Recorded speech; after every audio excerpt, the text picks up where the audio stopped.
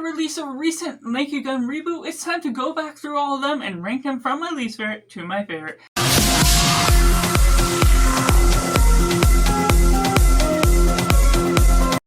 Welcome to Cinema, where we focus on a film. I'm Josh, this is Simply Cinema. Let me know down in the comments below, how many of the Naked Gun movies have you seen, and how would you rank them, compare them to one another? How does the new one originate against what the others offer? And taking it right in last place, we got Naked Gun 33.5, The Final Insult. The way you're going about this film is overtly silly, but it's convoluted by all these different routes that it attempts to take within this film, which doesn't necessarily take away from what the humor is trying to offer. There's quite a bit of chuckles and laugh out loud moments that I get throughout the film as a whole, and the last act of the film within the Oscars award ceremony is certainly one of the best parts of what we're taking out of the franchise as a whole. Just going about all these different spoof comedy moments that are going throughout, being silly in all the most ridiculous ways, taking all the wordplay to all the best circumstances you could.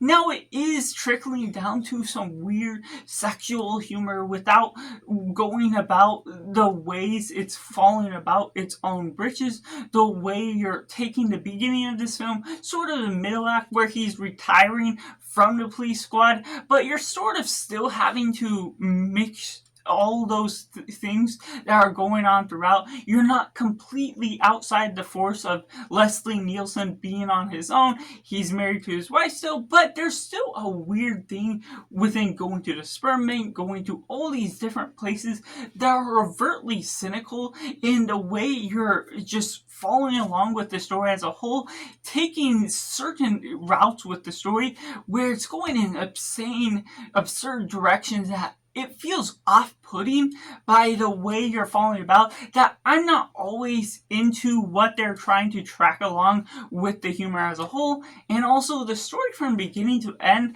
though you're following the same villain, it's maniacal, it's comical in the belief that you're following what these villains are trying to do, and they kind of succeed in what the mannerisms are taking into hold, but it also overtly exceeds what it's also trying to tackle as a whole, making the plot feel a little convoluted when you're looking at it with the thorough line through the middle, but it's also still one you can have a guilty pleasure for being so bad of all the obscene things that it takes the direction, but good in the route that still leads you in the comical relief that it has to offer. Next up, we have Naked Gun 22.5. The way you're following about this film is of some of the same manners.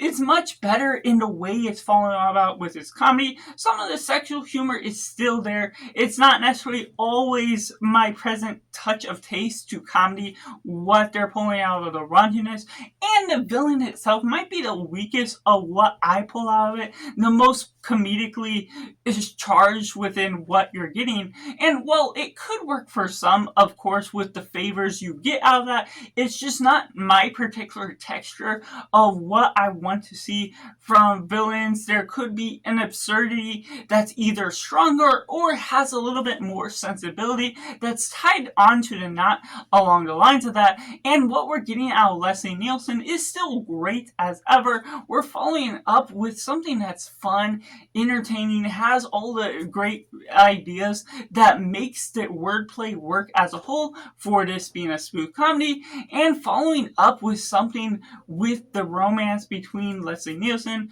his wife, other things that are all leading on forward from the relationships that are all going on from what we started with. It certainly has its appeal that pays homage to what we're leading on, but there's also some of the jokes that are just a hit or miss, from the ultimate toll to the age this film is sort of outdated. You had to know the political ideals at that time. Some of that is just tied in some weird ways that doesn't always land on its feet for the natural longevity of being able to laugh at every single joke that comes about along the way. But even for someone that is particular to comedies such as myself, there's something that still latches onto me and has the ability to make me follow through with everything that is all going on, all the weird and absurd jokes that sticks on with you. And I'm certainly wanting to go back into this franchise fairly soon to be able to enjoy and immerse myself, having just watched this franchise for the first time leading up to the reboot, which leads me into my number 2. The follow-up is the Naked Gun reboot. Now, I'm a huge fan of Liam Neeson as an actor on his own, and his pairing with Pamela Anderson is just exploiting some great chemistry as a whole, coinciding with a side character supporting role of Paul Walter Hauser that really adds in the extra flair. Now there's modernized takes on what they can do with the humor, taking on a new sort of Tesla type of self-driving car, having all these absurd new jokes to follow about the new ways you're taking on this franchise. It doesn't feel outdated by what you're following on with its references. Now there's certain things that goes about along the way that can feel a little too forceful in some means for what it's trying to stretch out the jokes to be as a whole. There's some farting jokes and everything that's going about with Liam Neeson having diarrhea from eating too many chili dogs. Some of those jokes are stretched out too long in the ways that I'm not appealed by what you're going about with a particular style of joke. And there's some jokes that I feel could have been stretched out longer that they didn't ultimately go for. So there's sort of the opposite effect when you're paying on to the effects of that. But as a whole, there's an amount to the story that I'm a fan of. They could have done a little bit more out of Danny Houston within the final battle in particular. They sort of deadened the way that you're going about the impact of the story as a whole. And while there is a stretch to where the villain is succeeding within his plan, within the performance that you're going about with the turning the humans back into the animal nature, it's something that has an appeal, a touch to the wonders that you're still being able to revive the spoof comedy within 2025, still laugh at quite a bit of what this film is ultimately trying to offer, and adding the touch of Liam Neeson along the ride is something that I am a huge fan of.